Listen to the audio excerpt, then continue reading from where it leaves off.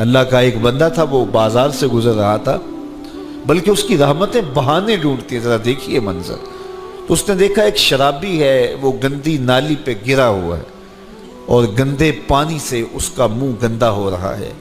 انسان کے احترام کے ناطے دل میں ترس جاگا اور اس کو وہاں گندی نالی سے اٹھایا اور اس کا منہ دھویا اور گھر کا رستہ دکھایا۔ خیر شام ہوئی، رات پڑی، جب پچھلا پہر ہوا تو وہ بزرگ جنہوں نے دن کو شرابی کا منہ دھویا تھا تو وہ مسجد میں تہجد پڑھنے کے لیے آئے، تو کیا دیکھا کہ وہی شرابی جو دوپہر کو گندی نالی پہ دھت پڑا تھا آج اس بزرگ سے بھی پہلے مصلی پہ کھڑا ہو کے نماز پڑھ رہا ہے۔ تو بڑی حیرت ہوئی کہ یہ تو وہ دن والا شرابی ہے اور میں نے آج اس کا منہ دھویا تھا، نشے میں دھت پڑا تھا۔ تو حیرت کا اظہار کیا تو ہاتف سے آواز آئی، میرے بندے تو نے اس کا منہ دھو دیا تھا، میں نے اس کا دل دھو دیا ہے۔ تو جب بندہ اللہ کے حضور توبہ کرتا ہے، اس کے حضور معافی مانگتا ہے، تو پھر وہ کتنا عطا کرتا ہے، اور بندے کے گناہوں کو معاف ہی نہیں کرتا بلکہ اس کے گناہوں کو نیکیوں میں بدل کے رکھ دیتا ہے۔ یہ بندے پر اللہ کی کرم نوازیوں کے برستے رنگ ہیں۔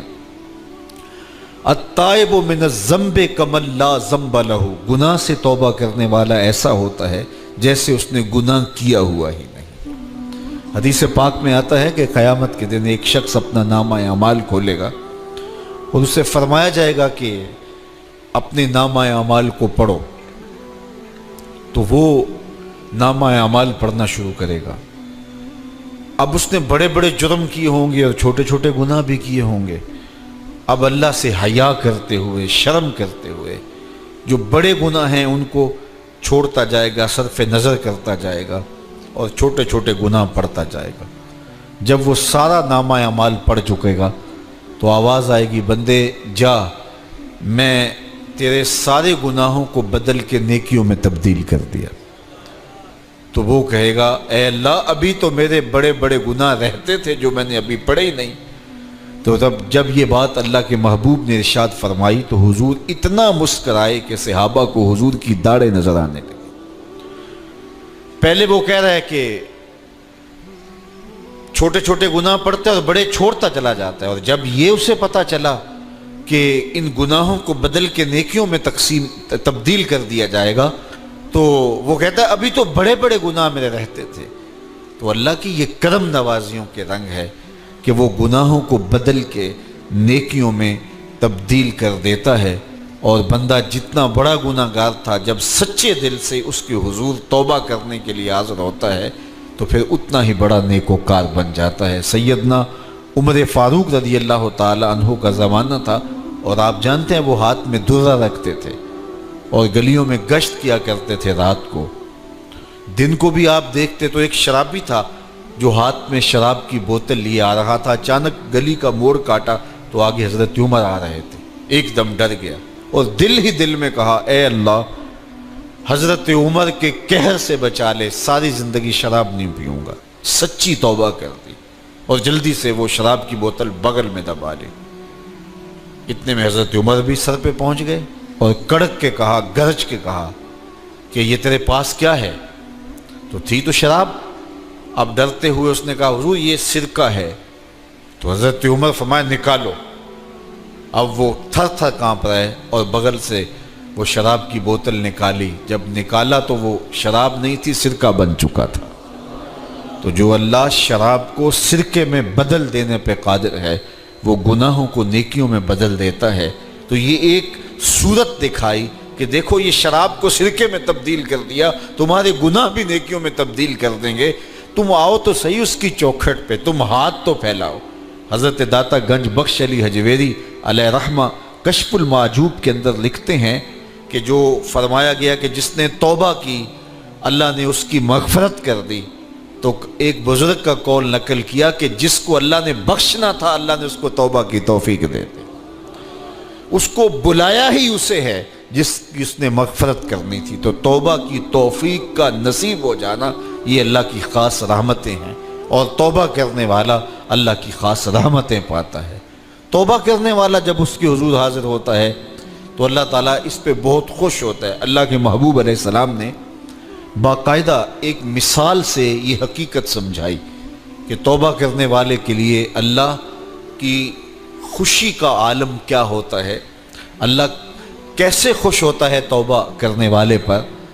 تو حضور نے ارشاد فرمایا ایک بندہ لمبا سفر کر کے اور صحرا کے اندر ایک لمبے سفر پہ تھا، تو راستے کے اندر اس نے چند لمحوں کے لیے سستانے کے لیے، دوپہر کاٹنے کے لیے ایک درخت کے ساتھ اپنا جانور باندھا اور خود سو گیا۔ اس کا خیال تھا چند لمحوں کے لیے آنکھوں کی نیند نکالوں گا اور آگے بڑھ جاؤں گا، اس لیے اس نے سامان بھی سواری اونٹ کے اوپر جو لدا ہوا سامان تھا، اس میں کھانا تھا، پینا تھا، دیگر ضروریات کی چیزیں تھیں، تو وہ بھی نہیں اتارا، کجاوے پر ہی پڑا رہا کہ چند لمحوں کے لیے میں نے کمر سیدھی کرنی اور آگے چلے جانا ہے۔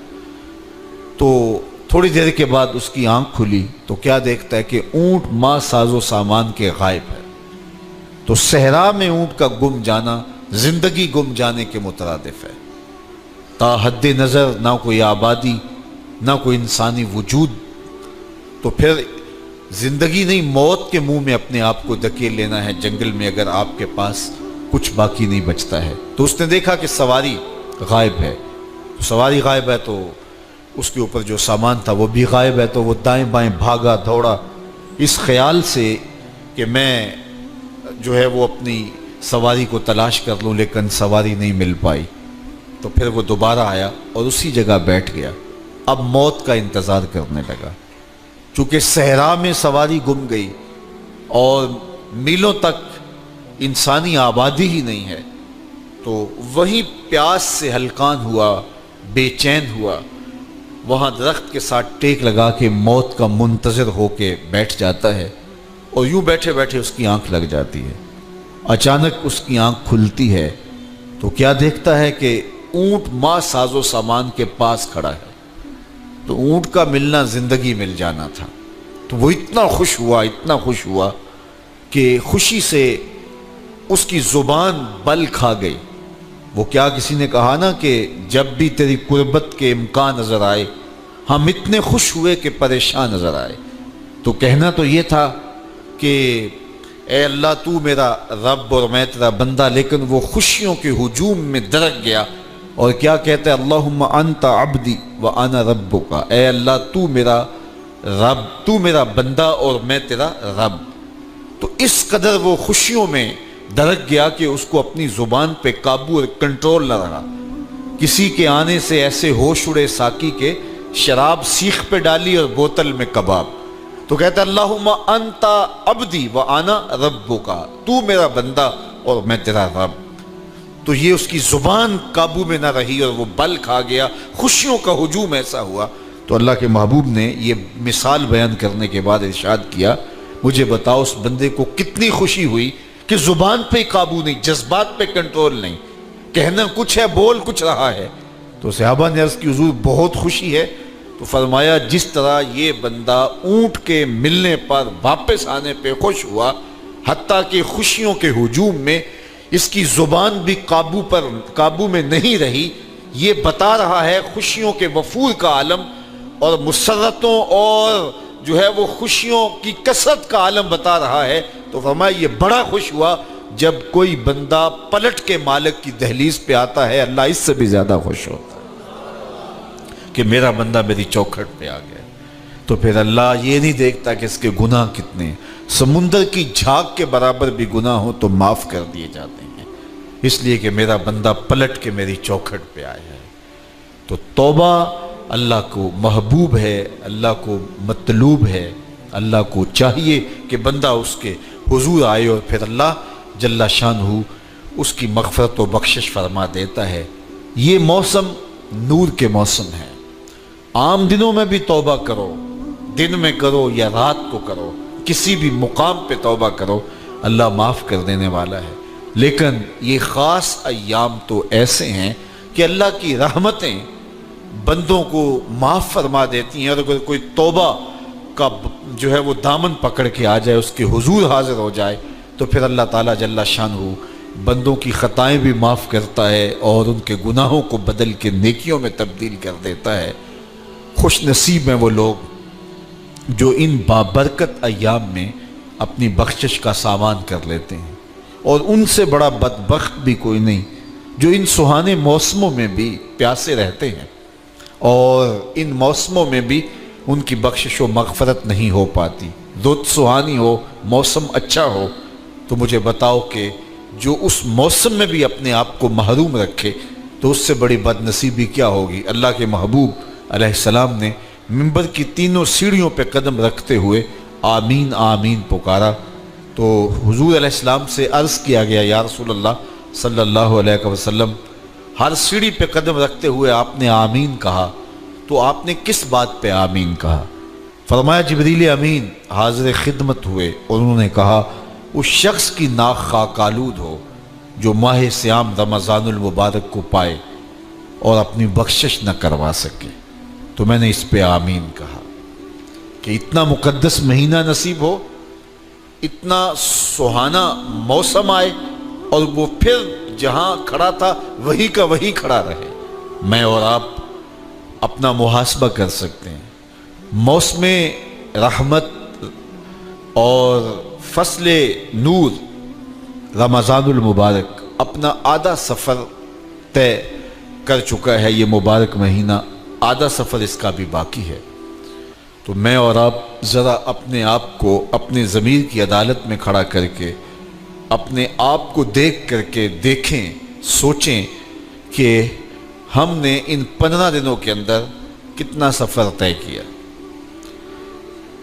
29-30 شعبان کو ہم جہاں کھڑے تھے، کیا ہم آج بھی وہیں کھڑے ہیں یا ہمارا کچھ سفر بہتری کا ہوا ہے؟ اور اگر ہم وہیں کے وہیں کھڑے ہیں تو پھر ابھی وقت ہے ہم بقیہ 15 دنوں میں اللہ کی رضا جوئی کے لیے کوشاں ہو جائیں، ورنہ کتنی بڑی وعید ہے۔ جبریل دعا کر رہے ہیں اور اس پہ حضور آمین کہہ کے مہر لگا رہے ہیں، اس شخص کی ناک خاک آلود ہو جو ماہ صیام کو پائے اور اپنی بخشش نہ کروا سکے۔ مجھے اور آپ کو پتہ ہے کہ ہم کہاں کھڑے ہیں۔ بل الانسان علی نفسہ بصیرہ ولو القی معاذیرہ، انسان خود اپنے آپ کو جانتا ہے کہ میں کہاں کھڑا ہوں، وہ اپنے آپ کو خود دیکھتا ہے۔ ایک تو فیصلہ قیامت کے دن ہوگا، نامہ اعمال تولے جائیں گے اور نامہ اعمال کے تلنے کے بعد پتہ چلے گا نیکیاں کتنی ہیں اور برائیاں کتنی ہیں۔ لیکن ایک ہم اپنے ضمیر کے اندر ترازو گاڑ کر کے اپنے عمل تول سکتے ہیں اور ہمیں پتہ ہے ہم نے نیکیاں کتنی کی، ہمیں پتہ ہے ہم نے برائیاں کتنی کی۔ جو نیکیاں کی ان میں اللہ کی رضا کے لیے کتنی کی، لوگوں کے دکھاوے کے لیے کیا کیا، خواہش نفس کے لیے کیا کیا، لوگ اس کو نیکی سمجھتے رہے لیکن ہم تو سمجھتے ہیں وہ نیکی ہے کہ نہیں ہے۔ اس طرح جو برائیاں کی وہ تو برائیاں ہیں۔ تو میں اور آپ اپنے ضمیر کی عدالت میں ترازو گاڑ لیں اور اپنے اعمال کو ابھی تول لیں۔ فرمایا گیا حاسبو قبل ان تحاسبو، قبل اس سے کہ تمہارا حساب کیا جائے تم اپنا حساب پہلے ہی کر لو۔ تو اپنے اندر کی ستھرائی، اپنے اندر کی پاکیزگی